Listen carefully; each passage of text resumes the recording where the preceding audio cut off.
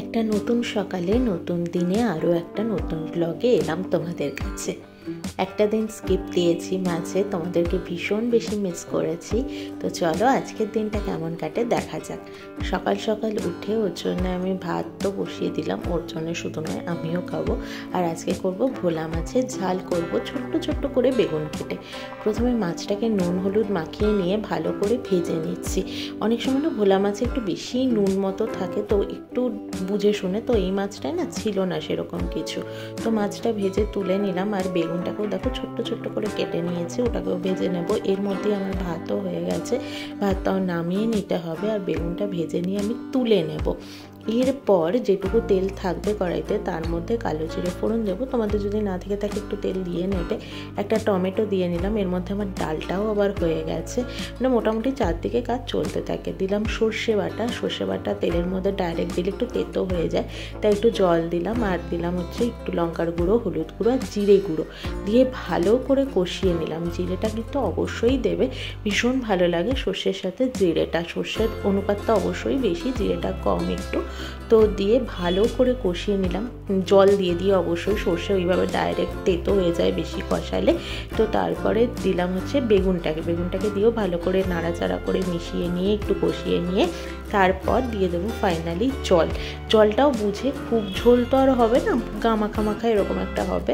তো সেরকমই বুঝে শুনে জলটা দিয়ে ভালো করে ফুটবে যখন, মানে বেশ টকবক করে ফুটবে, তখন মাছ দুটোকে দিয়ে নেব।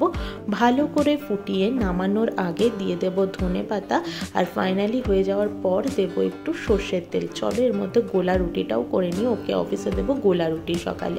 দেখো মাছটা ফাইনালি হয়ে গেছে, আরও সকালে টিফিনও কিন্তু রেডি। ভাতে ডিম সেদ্ধ দিয়েছিলাম, ডিম সেদ্ধ আর গোলা রুটি, ব্যাস হয়ে গেল। মাছটাকে কি অপূর্ব দেখতে হয়েছে, খেতেও অসাধারণ হয়েছিল। প্রমিরও ভীষণ ভালো লেগেছিল, আমি তো এটাই টেনশানে ছিলাম।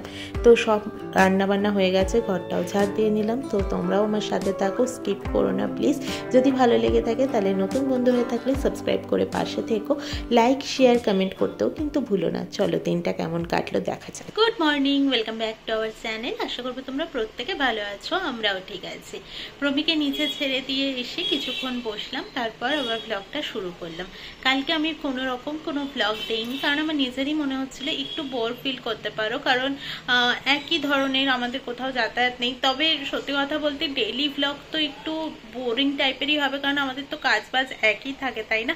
রোজ তো সম্ভব নয় যে ওখানে যাব কেনাকাটা করব বা ওখানে ঘুরতে যাব এরকম কিছু। তবে হ্যাঁ, আমি জানি কোথাও গিয়ে তোমরাও হয়তো একই রকম ব্লগ দেখতে বোর ফিল করো, তাই জন্যই আমি আর কালকে ব্লগ দেইনি, একটা দিন স্কিপ করলাম, কারণ আমারও মনে হচ্ছিল যে অন্যরকম ভাবে কি বা দেখাবো বা কিছু। আর কালকে সেরকম কিছু রান্নাবান্না ছিলও না, কারণ কালকে সকালে ওকে ইঁচড় চিংড়ি আর ডাল করে দিয়েছিলাম, আর তারপর রাতে মিক্সড ভেজটা আগের দিনেরটা ছিল সেটাই খাওয়া দাওয়া করেছিলাম। তো এইভাবেই দিনটা কাটিয়েছিলাম, আর কালকে আমি হাঁটতেও বেরোইনি, তো ওই জন্য আর তোমাদেরকে কি বা শেয়ার করবো, তাই সেটা ভেবেই আমি স্কিপ করে গেলাম।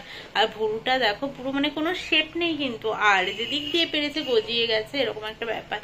তো যাই হোক, চলো আজকের দিনটা তো সকাল থেকে শুরুই করে দিয়েছি।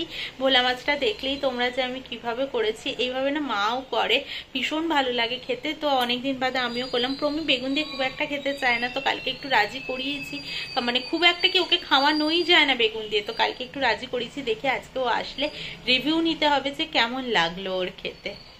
স্নান দান সবটা কমপ্লিট হয়ে গেছে, এখন বাজে হচ্ছে 10:52। কারেন্ট ছিল না, বেশ অনেকক্ষণ ছিল না। স্টিলের জিনিস যাচ্ছে কত কিছু, বাপরে বাপ, হাড়ি টেংড়ি সব কিছু নিয়ে যাচ্ছে। আমি জানি না দেখতে পাবে কিনা তোমরা, ওইখানে যাচ্ছে, আমি নিজেই দেখতে পেলাম না যে তোমাদের দেখাতে পারলাম কিনা। তো যাই হোক, স্নান দান সবটা হয়ে গেছে, আর বেশ গরম গরম ভাব পড়ে গেছে। তো স্নান যতক্ষণ না হয়, অত সকালবেলা হুড়ো তাড়া করে কাজ হয়, তো তারপরে না গরম লাগে বেশ। তো যতক্ষণ না তারপরে স্নান হচ্ছে ততক্ষণ না ঠিক ফ্রেশ লাগে না, তাই জন্য বেশ স্নানটা করে বেশ এখন ভালো লাগছে। তো চলো আবার পরে কথা হবে। এবার বেরোবো হাঁটতে। কি রোদ দেখতে পাচ্ছ, এই দুপুর বেলাটা থেকে মানে সকাল থেকে এই বিকেলটা অবধি এমন রোদ দেয়, একদম ভোরবেলাটা আর সন্ধ্যের পর থেকে ব্যাঙ্গালোরের ওয়েদারটা ভীষণ ভালো হয়ে যাচ্ছে, মানে একটু ঠান্ডা ঠান্ডা লাগছে। ভালো বলতে দেখো, এটা অনেকে বলে ব্যাঙ্গালোরের ওয়েদার খুব ভালো, আবার অনেকে বলে ব্যাঙ্গালোরের ওয়েদার খারাপ। খারাপ এই কারণেই যে ওরা না, মানে ওরা বলছি ওয়েদারটা খুব ভীষণ বেশি চেঞ্জ হয়ে যায়, সকালে একরকম, দুপুরে একরকম, আবার বিকেল থেকে একরকম, মানে ওতে ঠান্ডা লাগার চান্সটা একটু বেশিই হয়। যাই হোক, আজকে আমাকে বেরোতেই হতো কারণ একেবারে ঘরে ফল নেই। প্রমিকে আজকে আমি ফলও দিতে পারিনি অফিসে, তো তাই জন্যে ভাবলাম যে না, আমাকেই বেরোতে হবে, কারণ প্রমিকে বলে কোনো লাভ নেই। প্রমিকে মঙ্গলবার দিন আমি একটু টমেটো আনতে বলেছিলাম, টমেটো একেবারে ঘরে ছিল না, তাই জন্যে এক টমেটোর জন্য আমাকে 4 বার ফোন করে বললো যে কত দাম চলছে বাজারে, কি ধরনের টমেটো আনবো, কাঁচা আনবো কিনা না পাকা আনবো, মানে অনেক রকমের ওর প্রশ্ন। যাই হোক, হাঁটতে হাঁটতে আমি ফলের দোকানে পৌঁছে গেছি। এই আঙ্কেলটার দোকান থেকেই আমি এখন ফল নিই। আমি 2 ধরনের নিয়ে নিয়েছি এখান থেকে, কমলা লেবু আর আঙুরটা নিয়েছি, আর কলাটাও নেবো, ওটা নেবো হচ্ছে অনুপ ভাইয়ার দোকান থেকে। আর এই দোকানের টেডিগুলো কি বড় বড় দেখো, পিঙ্ক কালারেরগুলোও ছিল বড়, রেড কালারেরটা সবচেয়ে বেশি বড়। তো চলো হেঁটে বাড়ি গিয়ে কথা হবে আবার। সমস্ত ফল কিনে এনেছি, আঙুর আনলাম, কলা আনলাম, আর আনলাম কমলা লেবু। মুসম্বি না উঠেছে, কিন্তু আঙ্কেলটা যেহেতু আমার চেনাশোনা হয়ে গেছে, আনতে আনতে আঙ্কেলটা নিজেই বললো যে এখন না মুসম্বি একটু টক হবে, কারণ সবেই উঠছে মার্কেটে। আপনি হেসে হেসে, তো চলো ওর জন্য চা বসাই। আর এখানে ও আজকে রাত্রে চিকেন আর রুটি খাবে বলেছে, তাই পেঁয়াজটাও কেটে রেখে দিয়েছি, আর এখানে মাংসটাকে মাখিয়ে ঝুঁকিয়েও রেখে দিয়েছি। চলো এবার চাটা বসাই।